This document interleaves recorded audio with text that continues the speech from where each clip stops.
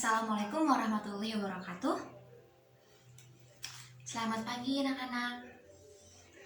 Bagaimana kabar kalian hari ini? Alhamdulillah baik semua ya. Baik, sebelum memulai pembelajaran hari ini, KM-nya tolong dipimpin doanya ya. Oke, silakan.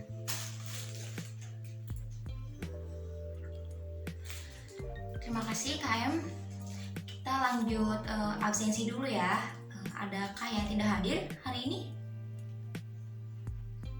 Alhamdulillah sehat semua berarti ya. Semangat ya untuk mengikuti pelajaran hari ini. Baik, kalian sudah menerima file dari KM kalian yang ini, yang tadi KM kalian bagikan? Oke, kita sudah.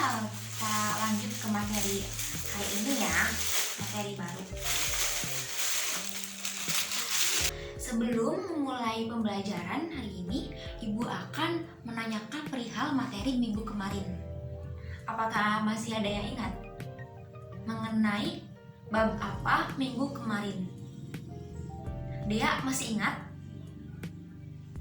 Ya, betul, mengenai struktur dan fungsi jaringan pada tumbuhan. Nih, ngomongin soal jaringan pada tumbuhan kemarin dan jaringan pada hewan yang minggu sekarang. Ada yang masih ingat apa arti atau definisi dari jaringan?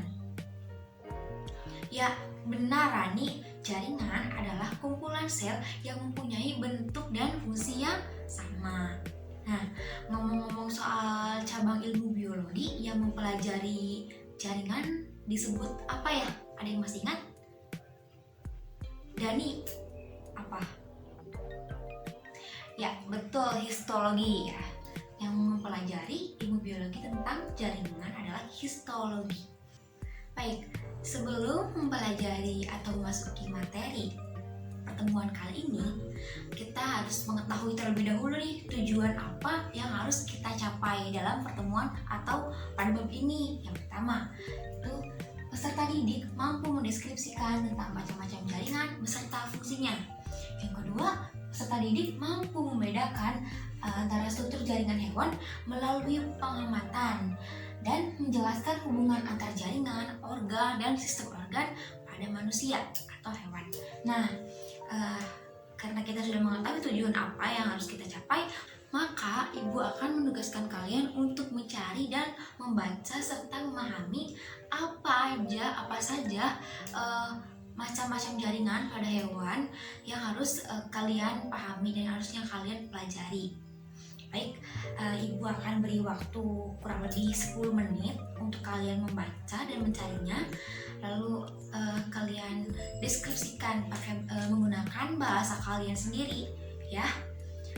Nanti 10 menit kemudian kita akan membahasnya bersama-sama dan nanti bakal ada sedikit penjelasan dari Ibu. Paham ya sampai sini? Ya, baik. Silakan dimulai dari sekarang ya. Alhamdulillah jika kalian sudah selesai mencari dan membacanya. Baik, Ibu akan memberikan sedikit penjelasan mengenai jaringan ini agar tidak salah kaprah atau agar biar lebih jelas gitu. Baik, langsung saja. Struktur dan fungsi jaringan hewan. Nah, jaringan hewan ini memiliki beberapa macam jaringan. Ada yang tahu apa saja? Kan kalau sudah membaca nih. Coba. Siti, tahu? Coba sebutkan apa saja jaringan pada hewan. Ya, betul Siti. Nah, kita coba review bareng-bareng ya. Coba yang pertama adalah jaringan embrional, yang kedua jaringan epitel, yang ketiga jaringan syaraf, yang keempat jaringan otot, yang kelima jaringan penguat. Nama lain jaringan penguat apa? Ya, jaringan penyokong atau penunjang ya. Yang keenam atau yang terakhir ada jaringan lemak. Jadi total semuanya ada 6. Nah, masing-masing keenam ini ada beberapa yang memiliki cabang lagi atau memiliki macam-macam lagi sesuai dengan bentuk dan fungsinya, seperti jaringan epitel.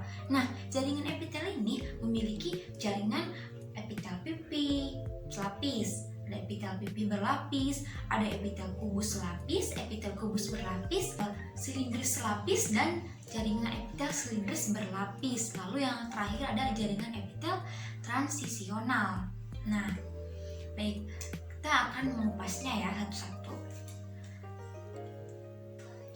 Karena kalian sudah membaca dan memahami definisi dari macam-macam jaringan, ada yang mau menyebutkan definisi jaringan embrional?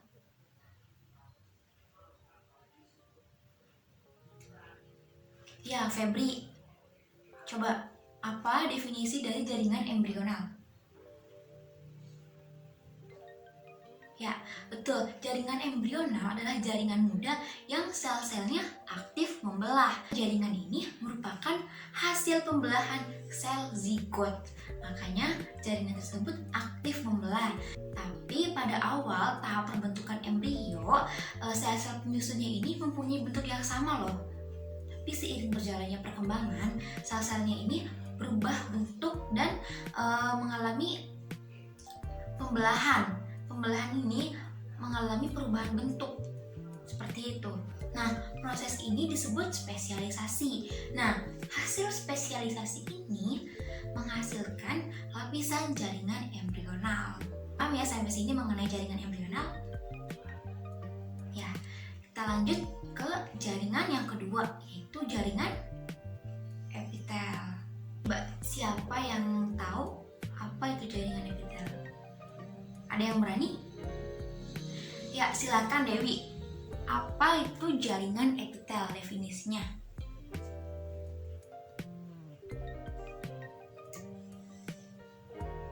Ya, betul. Jaringan epitel adalah jaringan yang melapisi atau melindungi organ tubuh, rongga tubuh, dan sistem organ tubuh yang lainnya.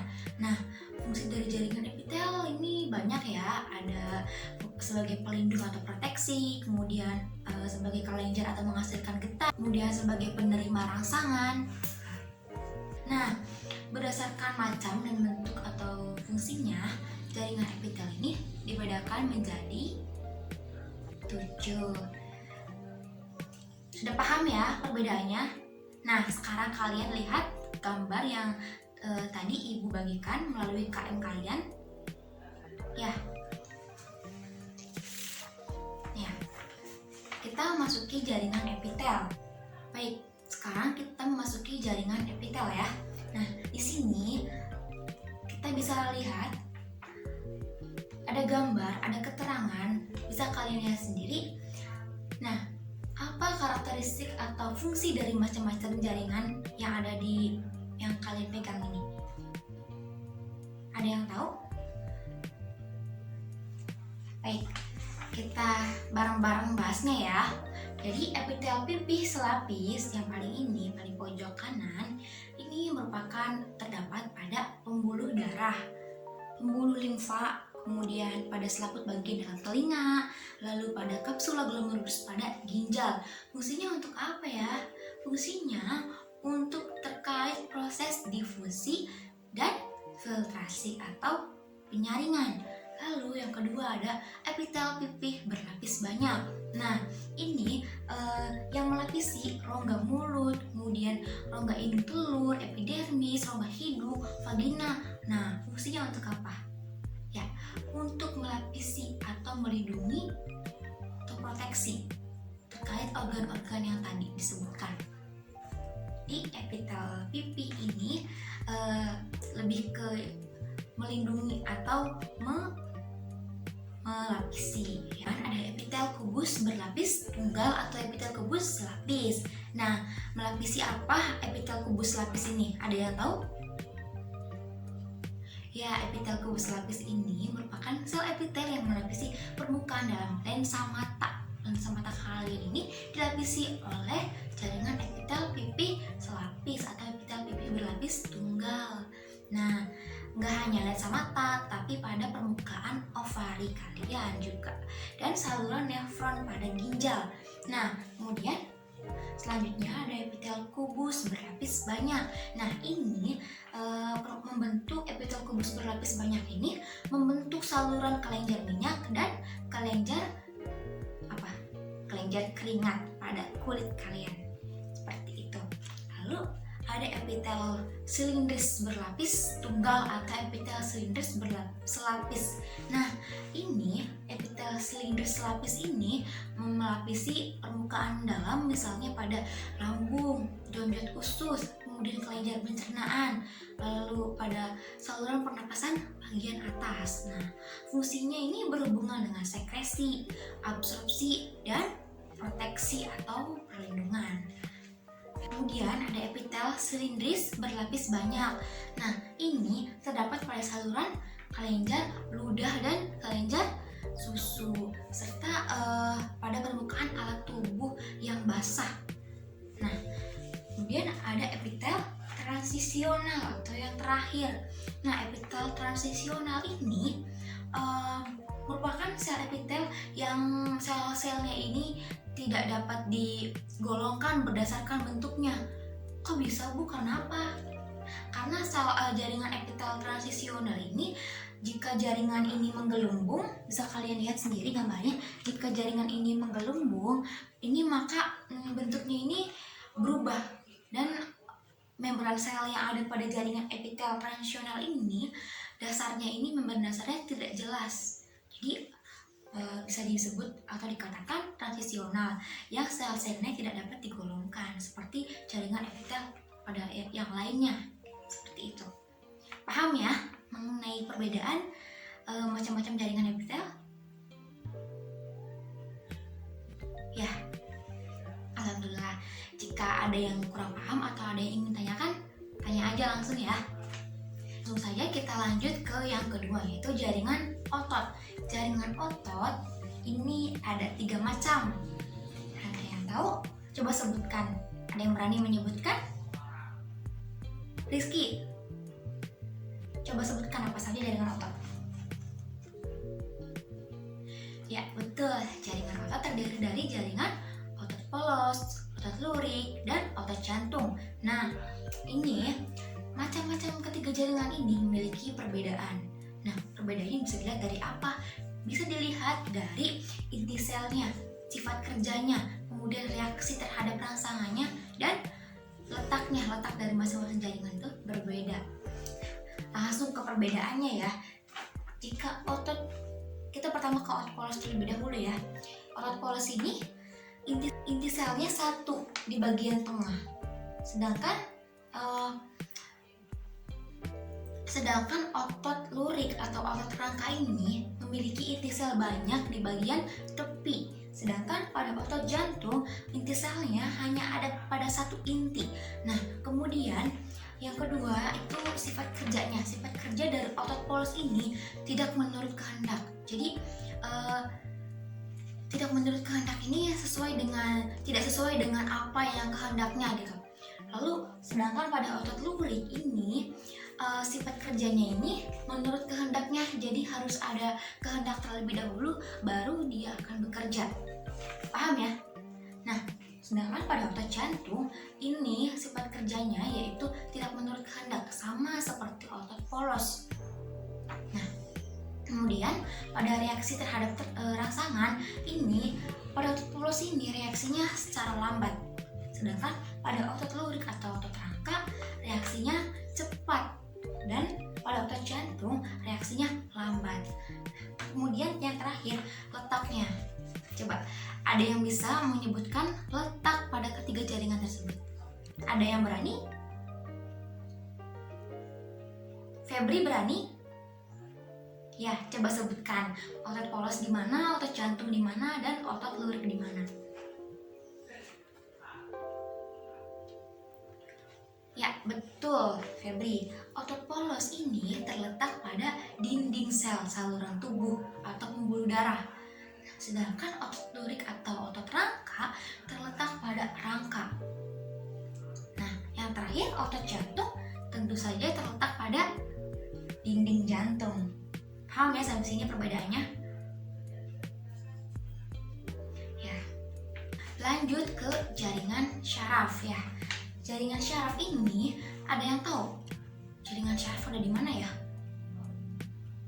Ya, jaringan syaraf ada di otak. Nah, jaringan syaraf ini tersusun atas sel-sel atau neuron. Sel saraf terdiri atas sel yang memiliki banyak cabang-cabang. Cabang-cabang inilah yang akan membentuk atau menghubungkan sel sehingga sel satu dengan sel yang lainnya berhubungan sehingga disebut atau terbentuk jaringan syaraf seperti itu.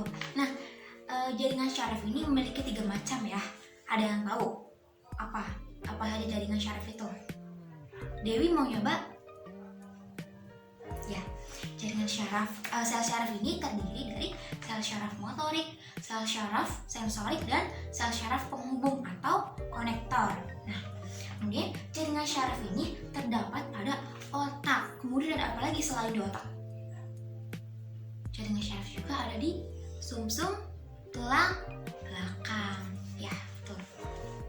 Dan nggak hanya di sumsum tulang belakang ya, ada juga di urat kalian juga ada jaringan syarafnya.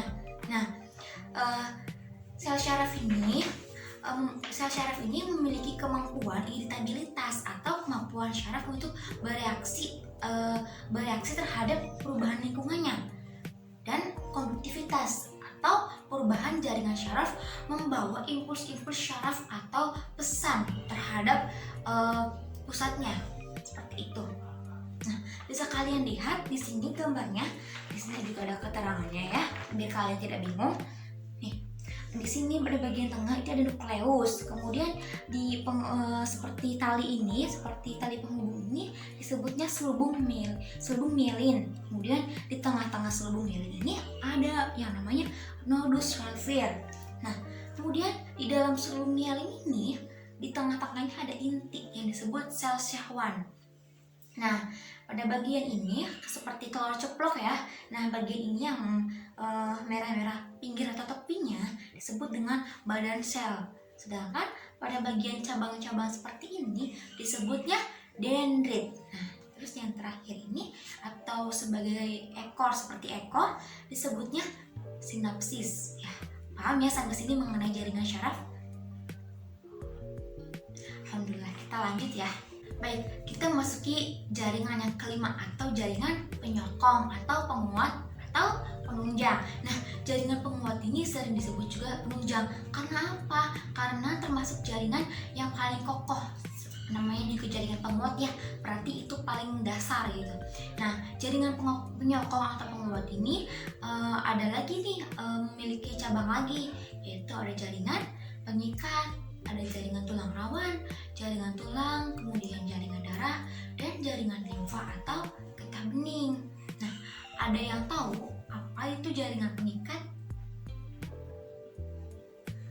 Ya, Rani mau nyoba?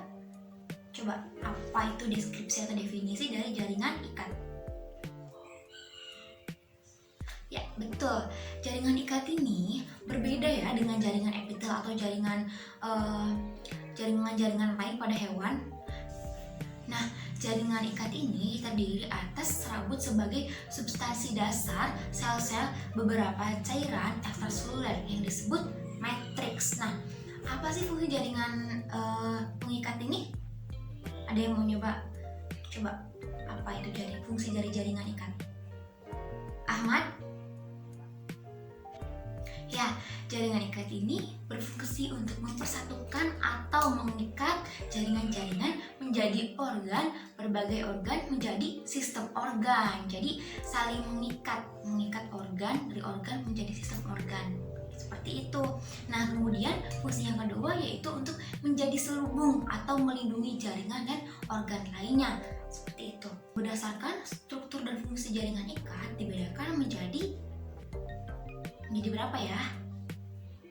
Ya, betul, menjadi 2, yaitu jaringan ikat longgar dan jaringan ikat padat. Nah, apa itu perbedaan dari jaringan ikat longgar dan jaringan ikat padat? Ada yang tahu? Nah, ciri-ciri dari jaringan ikat longgar ini sel-selnya jarang dan sebagian tersusun atas matriks yang mengandung kolagen elastis. Nah, terdapat di sebagian besar tubuh terutama sekitar organ pembungkus pembuluh darah dan saraf. Nah, kemudian termasuk jaringan ini adalah ada fibroblast, lalu ada sel plasma, makrofag, dan berbagai sel darah putih atau leukosit. Lalu jaringan ikat padat ini merupakan disebut juga jaringan pengikat serabut putih karena terbuat dari serabut kolagen yang berwarna putih. Jaringan ini bersifat fleksibel tetapi tidak elastis. Jadi perbedaan intinya itu jaringan ikat longgar bersifat elastis dan jaringan padat bersifat tidak elastis karena namanya juga padat berarti penuh ya. Nah, kemudian fungsi jaringan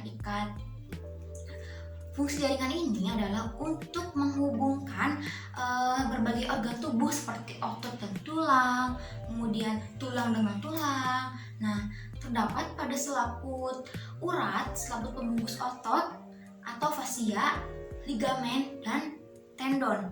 Nah, fascia itu apa? Ada yang tahu tuh fascia? Ada yang tahu fascia? Ayo, jangan ngantuk, masih pagi loh. Fascia ini adalah jaringan pengikat yang berbentuk lembaran yang menyelimuti otot. Seperti itu. Paham sampai sini mengenai jaringan ikat? Perbedaan jaringan ikat longgar dan padat. Paham ya, bisa dipahami. Nah, fascia ini adalah jaringan pengikat yang berbentuk lembaran yang menyelimuti otot. Seperti itu. Paham sampai sini mengenai jaringan ikat? Perbedaan jaringan ikat longgar dan padat. Paham ya, bisa dipahami ya. Baik, selanjutnya, apa itu jaringan tulang? Jaringan tulang ini terdiri atas sel-sel tulang atau osteon yang tersimpan dalam matriks. Tuh, matriksnya ini tersusun atas zat perekat, kolagen, dan endapan garam mineral terutama garam dapur dan kalsium. Nah, jadi di jaringan tulang ini makin bertambah usia hewan atau manusia, kadar zat perekat kolagennya ini makin rendah atau makin nipis, makin berkurang. Nah, sedangkan kadar zat kapurnya meningkat sehingga tulang ini semakin keras dan kuat. Nah, proses ini disebut dengan kalsifikasi atau pengapuran. Jika ada orang tua atau usia lansia yang mengalami sakit tulang atau apa itu, dia telah mengalami proses pengapuran. Nah, kemudian ada jaringan tulang rawan atau disebut juga kartilago. Kartilago terdiri atas sel-sel tulang rawan yang terlindung oleh fibrosa tipis dan tersimpan pada suatu rongga dalam matriks. Jadi terletaknya ini di dalam suatu rongga yang disimpannya ini di dalam rongga matriks ya. Nah, matriksnya ini banyak dengan komponen utama yaitu zat kondrin. Jaringan tulang rawan ini merupakan jaringan yang bersifat fleksibel. Nah, fungsinya ini untuk menyokong rongga pada embrio dan bagian-bagian daerah dari rangka hewan atau orang dewasa. Seperti itu. Nah, macam-macam jaringan tulang rawan. Ada yang tahu macam-macam jaringan tulang rawan? Coba sebutkan. Dewi? Anissa? Coba apa saja macam-macam jaringan tulang rawan? Ya, betul. Jaringan tulang rawan ini terdiri dari jaringan kartilago hialin, kemudian jaringan kartilago fibrosa, dan jaringan kartilago elastin. Nah, bisa kalian lihat perbedaannya pada gambar-gambar, bisa kalian cari di sumber-sumber yang relevan untuk menunjang dan mengetahui apa saja perbedaan dari jaringan kartilago hialin, fibrosa, dan elastin. Keempat, ada jaringan darah. Jaringan darah ini mempunyai sifat dan ciri fisik yang berbeda dengan jaringan lainnya. Ya, jaringan ini berupa cairan dengan komponen utama yaitu sel-sel darah bagian padat dari darah. terdiri dari sel darah merah yang disebut eritrosit dan sel darah putih yang disebut leukosit. Nah, keping-keping darah atau trombosit, kemudian cairan darah atau plasma darah yang memiliki komponen utama air. Jadi darah itu tersusun dari sel darah merah, sel darah putih, kemudian keping-keping darah dan plasma darah. Bisa dipahami ya mengenai jaringan darah. Ya, kita lanjut ke jaringan limfa atau getah bening. Jaringan ini adalah bagian darah yang keluar dari pembuluh darah. Komponen utamanya ini adalah air yang di dalamnya terlarut ada glukosa, ada lemak dan garam. Nah, komponen selulernya berupa limfosit dan granulosit. Nah, fungsi dari jaringan ini untuk apa? Ada yang tahu fungsi jaringan limfa?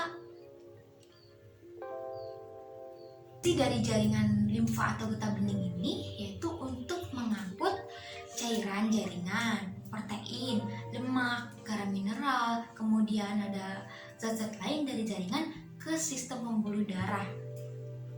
Ada jaringan lemak atau jaringan terakhir, ada jaringan hewan. Nah, jaringan lemak ini terdiri atas sel-sel lemak berbentuk bulat atau poligonal dan dinding selnya ini tipis ya. Sel-selnya ini seperti rongga sel yang terisi tetesan minyak. Tahu ya gimana tetesan minyak itu seperti apa? Bisa kalian lihat juga di gambar yang ibu bagikan kertas yang tadi. Nah, di situ gambarnya seperti itu. Nah, jaringan ini terdapat di seluruh tubuh. Fungsi jaringan lemak ini yaitu untuk menyimpan lemak dan sebagai cadangan makanan serta mencegah dan melindungi organ-organ tubuh lainnya. Nah, apa ada yang ingin tanyakan mengenai jaringan-jaringan yang tadi?